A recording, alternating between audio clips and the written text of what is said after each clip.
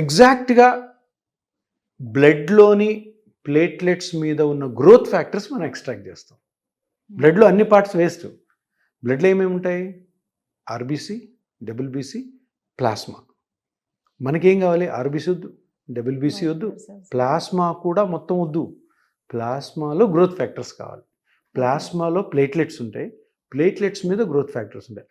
ఎగ్జాక్ట్గా ఆ గ్రోత్ ఫ్యాక్టర్స్ని మనం ఎక్స్ట్రాక్ట్ చేయాలి. కొన్నిసార్లు కొంతమంది అంటారు, సార్ పీఆర్పీ చేసుకుని పని చేయలేదని. కరెక్ట్గా గ్రోత్ ఫ్యాక్టర్స్ ఎక్స్ట్రాక్ట్ చేయకపోతే, కరెక్ట్గా గ్రోత్ ఫ్యాక్టర్స్ ఎక్కడ వదలాలో అక్కడ వదలకపోతే ఫెయిల్ అవుతుంది.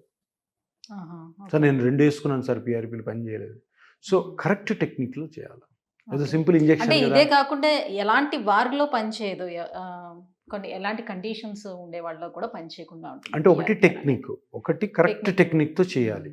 చేస్తే కరెక్ట్గా స్కానింగ్ చేసుకొని ఏ పార్ట్ డ్యామేజ్ అయిందో ఆ డ్యామేజ్ని కనుక్కొని దాని మెజర్మెంట్స్ తీసుకొని అది పేషెంట్కి ఎక్స్ప్లెయిన్ చేసి కరెక్ట్ టెక్నిక్తో మనం పీఆర్పీని ఎక్స్ట్రాక్ట్ చేసి అక్కడ ఇంజెక్ట్ చేస్తే అవుతుంది. ఇది ఒకటి.